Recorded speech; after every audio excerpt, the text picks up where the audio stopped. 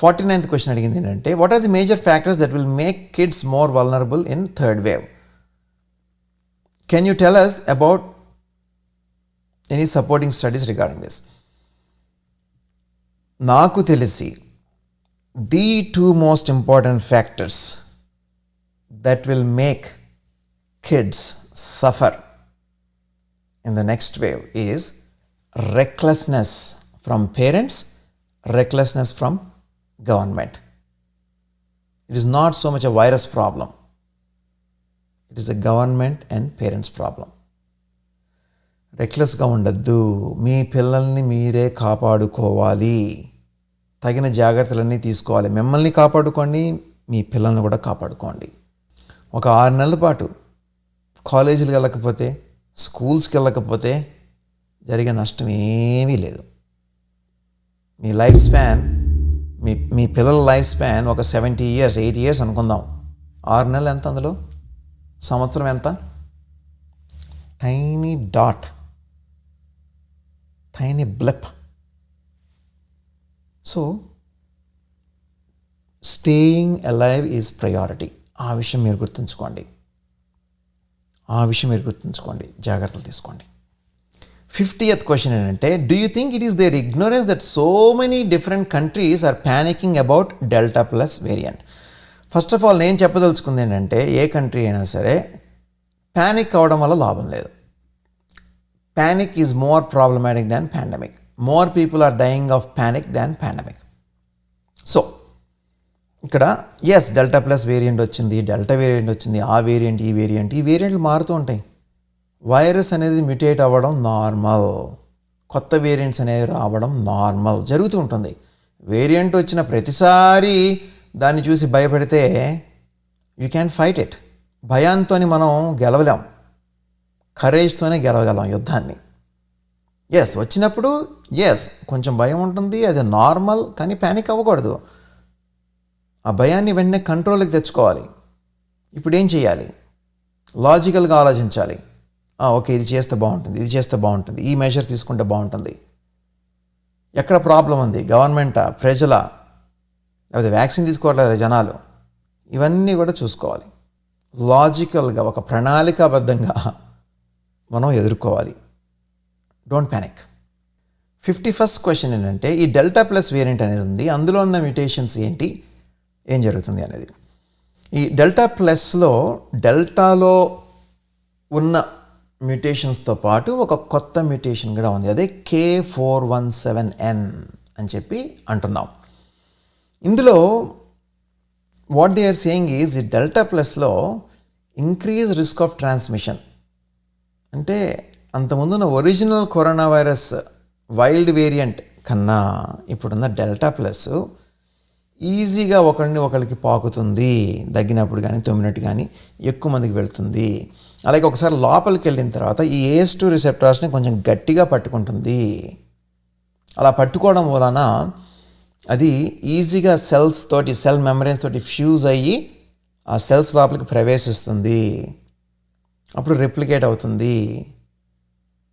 దాంతోపాటు ఈ immune escape అంటున్నారు, అంటే ఇమ్యూన్ సర్విలెన్స్ జరుగుతూ ఉంటుంది. ఎవరన్నా కొత్తోడు వచ్చాడా, కొత్త ఫారెన్ బాడీ వచ్చిందా, ప్యాథోజన్ వచ్చిందా, వైరస్ వచ్చిందని చెప్పి మన ఇమ్యూనిటీ సెల్స్ అని చూసుకుంటూ ఉంటాయి.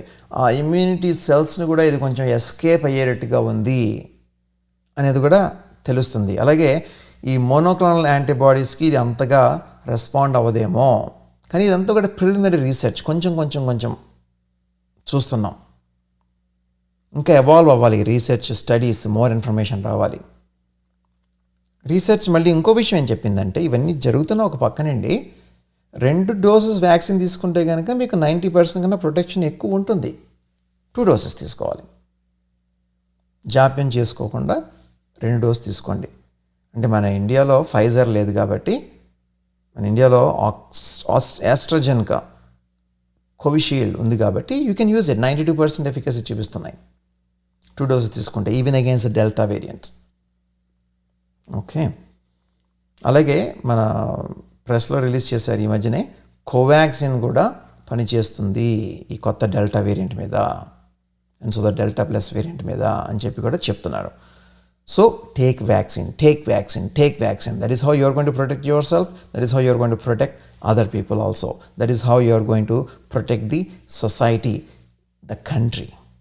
అందరూ వ్యాక్సిన్ తీసుకుంటే కనుక మనం అన్నీ ఓపెన్ చేసుకోవచ్చు. ఇప్పుడు అమెరికాలో అయితే కనుక మేము అన్నీ ఓపెన్ చేస్తాం, ఎందుకంటే చాలామంది వ్యాక్సిన్ తీసుకున్నారు. ఒకసారి వ్యాక్సిన్ తీసుకున్న తర్వాత ఈ virus transmission from 1% to another person అనేది చాలా తగ్గిపోతుంది. That is important. 52nd question Mallik గారు అడిగింది ఏంటంటే, have you studied any autopsy report of a delta variant patient, what are your findings? నేను లేదండి, ఇండియాలో కూడా I don't know if anyone can really differentiate delta plus వేరియంట్స్లో ఉన్న covid disease versus other variants అనేది. అది టైం తోటి బహుశా తెలుస్తుందేమో. రీసెర్చ్ స్టడీస్ కూడా ప్రస్తుతానికి ఏమీ లేవు దీని మీద. 53rd క్వశ్చన్, ఇది ఒక అద్భుతమైన క్వశ్చన్, మంచి డెప్త్ ఉన్న క్వశ్చన్. P681R అనే మ్యుటేషన్ డెల్టా ప్లస్ వేరియంట్లో ఉంది. దట్ ఇంక్రీజెస్ ది సిన్సిషియా అని చెప్పి అన్నారు. తర్వాత ఈ లింఫో ఎలిమినేషన్ అనేది కూడా జరుగుతుంది ఈ కోవిడ్ వైరస్ వల్ల. దాని గురించి మీరేమంటారు అని. లింఫో ఎలిమినేషన్ అంటే నాకు మీరు కరెక్ట్గా ఏమనుకుంటున్నారో పూర్తిగా అర్థం కాలేదు. There is a phenomenon called functional exhaustion of cytotoxic lymphocytes. దాని గురించి మీరు మెన్షన్ చేస్తున్నారా? అలాగే ఈ లింఫోసైటోపీనియా కూడా కొంచెం వరకు జరుగుతుంది కోవిడ్-19లో, దాని గురించి మీరు అంటున్నారా అని చెప్పి నా క్వశ్చన్ మీకు. ఒకవేళ అది గనక అయితే మీ క్వశ్చన్, ఈ కోవిడ్లో ఉన్న ఒక గమ్మత్ ఏంటంటే, ఈ కొత్త రీసెర్చ్ ఇది. మన CD8 సెల్స్ ఉంటాయి మన బాడీలో, ఒక రకమైన T సెల్స్, T8 సెల్స్ అంటాం అన్నమాట. ఆ సెల్స్ తగ్గుతున్నాయి ఈ కోవిడ్ వచ్చిన వాళ్ళల్లో. ఆ సెల్స్ని ఇది సప్రెస్ చేస్తుంది. ఎందుకంటే ఈ CD8 సెల్స్ అనేవి న్యాచురల్ కిల్లర్ సెల్స్ అంటాం, సైటోటాక్సిక్ లింఫోసైట్స్ అంటాం. ఇవి ఇనీషియల్గా ఈ కోవిడ్ వచ్చినప్పుడు ఈ ఆ వైరస్ సెల్స్ని ఇన్ఫెక్ట్ చేసినప్పుడు ఈ న్యాచురల్ కిల్లర్ సెల్స్ ఏం చేస్తాయంటే ఆ సెల్ దగ్గరికి వెళ్ళి, ఇన్ఫెక్ట్ అయిన సెల్కి ఆ సెల్ని డిస్ట్రాయ్ చేసేస్తాయి. ఆ సెల్ని డిస్ట్రాయ్ చేసేసి లోపల ఉన్న వైరస్ అంతా చచ్చిపోతుంది. ఈ కోవిడ్ చాలా తెలివైన వైరస్. ఈ న్యాచురల్ కిల్లర్ సెల్స్ అనేవి, ఈ సైటోటాక్సిక్ T లింఫోసైట్స్ అనేవి వెళ్ళి దాన్ని చంపేస్తాయి అన్న విషయం గ్రహించి, ఈ natural killer cells, cytotoxic T lymphocytes, వాటి ఎక్స్ప్రెషన్ అవి ఎక్కువగా రాకుండా ఇది కొన్ని చేంజెస్, కొన్ని సిగ్నల్స్ పంపిస్తుంది అన్నమాట. సో మీరు బహుశా దాని గురించి మాట్లాడుతున్నారేమో అని చెప్పి నాకు అనిపిస్తుంది మీరు చెప్పేదాన్ని బట్టి. That is a problem. I don't think we have total understanding how this works and what exact the solution for it అనేది.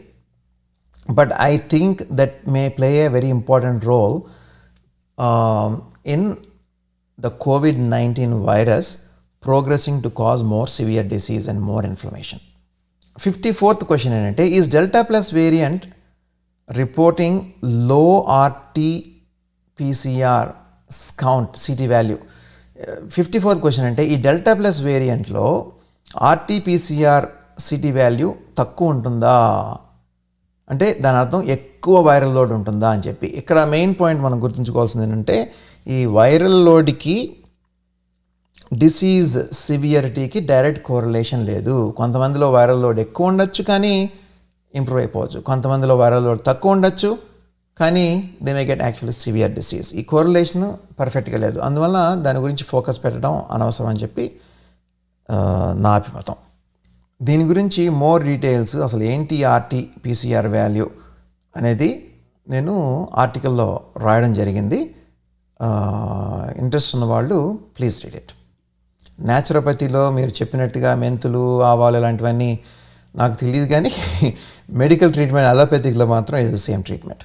56th question, what replication inhibitors are recommended to manage viral load in kids and adults?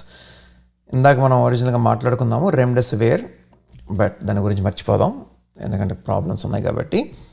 Molnupiravir అనేది help అవుతుంది, but that is not available. Research studies are not complete. ఎవరన్నా herbs కానీ spices కానీ తీసుకుంటా అనుకుంటే కనుక నాకు అభ్యంతరం లేదు. Last and final question, 57th question. Are steroids recommended for delta plus variant which consist P681R mutation causing lympho elimination? The answer is yes. ఇక్కడ బేసిక్ ప్రాబ్లం ఏంటంటే సైటోకైన్ స్టార్మ్, మనకి ఈ వైరస్ వచ్చినప్పుడు ఏ వేరియంట్ అయినా సరే ఆ సైటోకైన్ స్టామ్ని ఆపగలిగే ఒకే ఒక్క medication ఈ స్టెరాయిడ్స్.